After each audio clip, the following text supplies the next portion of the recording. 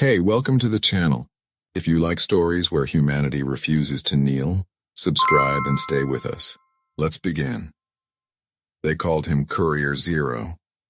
A joke. A human joke. High strategist Clythe stood on the bridge of the Vexari Dominion. Golden light from the holoscreen washing over his chiton. One lone figure ran below. Flesh, bone, no armor. Darting between burning hab blocks on Calyx 9. 3 legions of shock troops marched behind him. Orbital lances hung in the sky, ready to turn the continent into glass. Clythe's mandibles clicked with laughter. "Let the mammal run," he said. "It will tire." They always do, but the runner didn't tire. He moved like smoke through fire. Leapt over plasma-scorched corpses. Slid. Beneath collapsing skyways, every step was measured. Every breath was a refusal. Inside his cracked helmet, the name was Jorah Vale. No rank, no backup. One mission, deliver the shard. Cost everything. His HUD flickered. Oxygen at 20%. Vitals redlining. A child's voice broke through static. "Daddy, are you coming home?" He didn't answer. Couldn't. The Dominion had conquered 47 species. None lasted more than 40 hours under full assault. Humans were at 39 and counting. Clythe leaned closer to the screen. Why does it not break? Because it already had, and kept moving. Jorah hit the trench line. Mud, blood, alien gore. A Vexari hunter drone dropped from the smoke, 8 blades spinning, thermal eyes glowing red. He didn't flinch.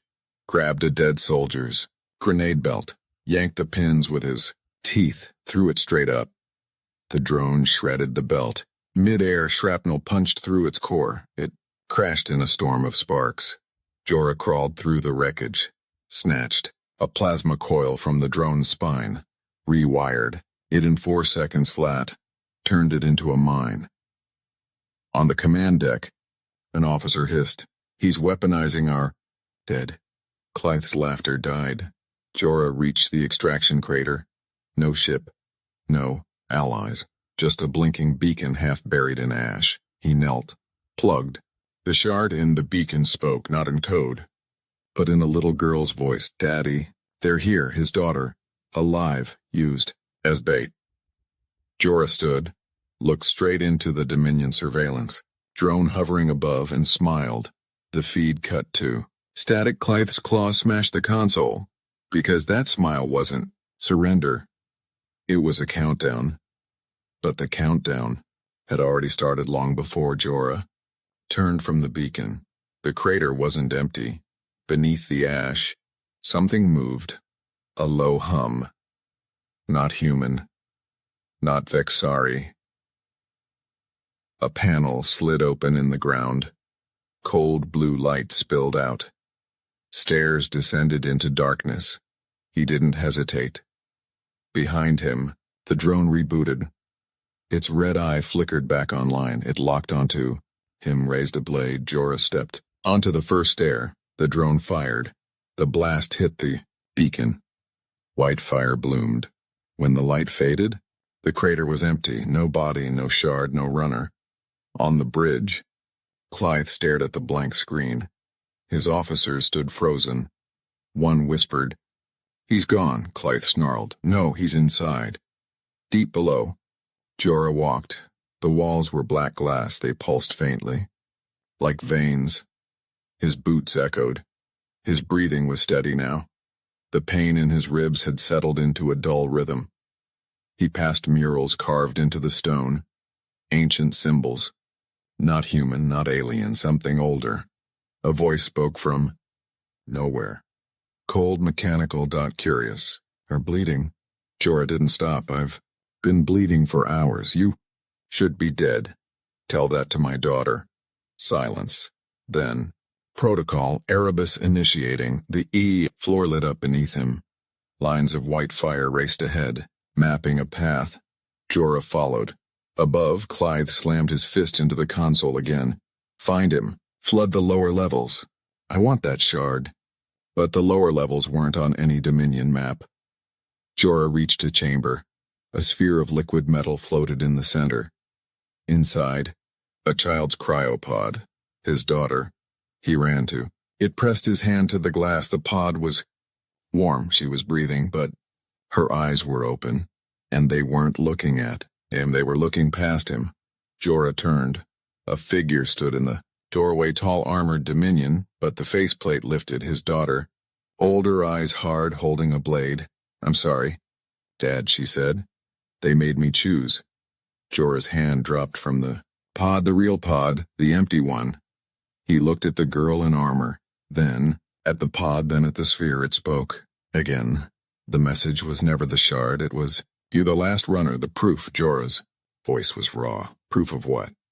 That humanity does not negotiate extinction. The girl in armor raised the blade. Jorah didn't move, because behind her, the walls began to bleed light, and the countdown was no longer his. The girl in Dominion armor stepped forward. Her blade hummed a low violet song.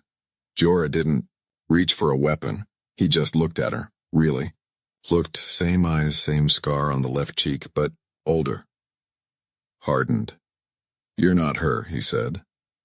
"No," the girl answered. "I'm what they made from her."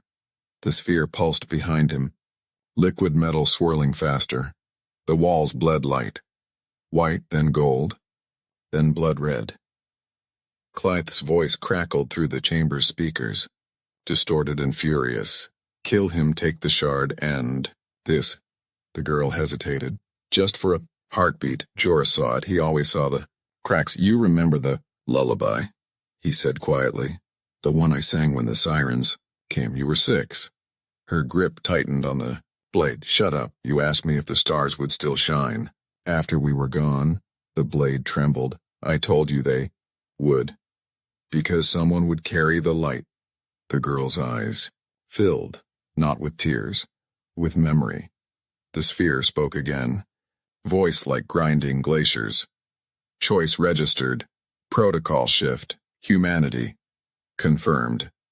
The floor opened, not with violence, with invitation. A shaft of pure light descended. Inside it, the real shard, not the one in his pocket, the one in his blood. Jorah stepped into the light. The girl screamed, not in rage, in recognition. She dropped the blade. It clattered, lifeless above on the Vexari Dominion. Every screen went black, then white, then showed one image, Jorah, standing in the light, unbroken. Clythe roared. "Fire! Glass the planet! Erase him!" But the orbital lances didn't fire. They turned, slowly, toward the Dominion fleet. One by one, the ships went dark, not destroyed, repossessed.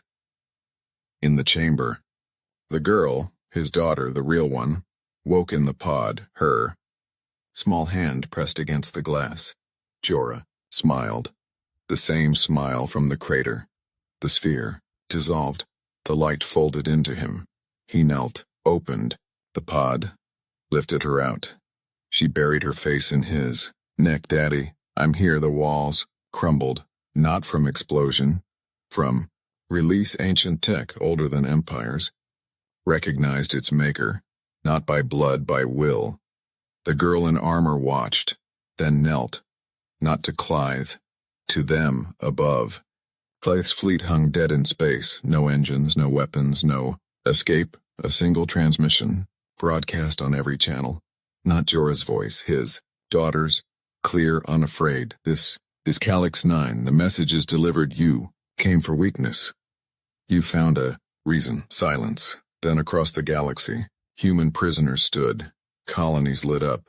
Ships long thought lost ignited. Not with rage, with memory. Clythe stared at the empty bridge. His officers gone, his empire unraveling. He whispered, "What are they?" The last thing he saw was the feed from Calyx 9, Jorah walking out of the ruins, his daughter on his shoulders, the girl in armor walking beside them, no weapons, no fear, just forward. The galaxy watched, and for the first time, it blinked. Everyone else saw weakness, humanity, saw a reason to fight harder.